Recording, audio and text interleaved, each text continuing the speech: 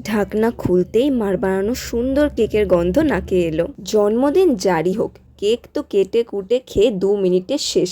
আর যার জন্মদিন তাকে তোমরা একটু পরেই দেখতে পাবে। Happy birthday to you. হ্যাঁ, আজকে দিদির জন্মদিন, তাই সেলিব্রেশন রাত 12টা থেকেই শুরু। আর জন্মদিনের দুপুরের খাবার তো একটু স্পেশাল হবেই, তাই ছিল সিমলা বিরিয়ানির থেকে চিকেন বিরিয়ানি।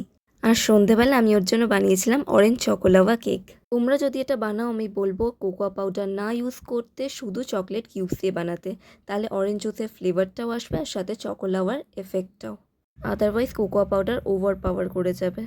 আমি এই কেকটা আবার বাড়িতে বানাবো, তোমাদেরকে তো ট্রিকটা বলেই দিলাম। তোমরাও যদি চকলেট আর অরেঞ্জের ক্লাসিক কম্বিনেশনের ফ্লেভারটা একসাথে পেতে চাও, তোমরাও কিন্তু বাড়িতে বানিও। জাস্ট মনে রেখো কোকোয়া পাউডার দিতে হবে না, মাঝখানে ডার্ক চকলেট দিলেই এনাফ।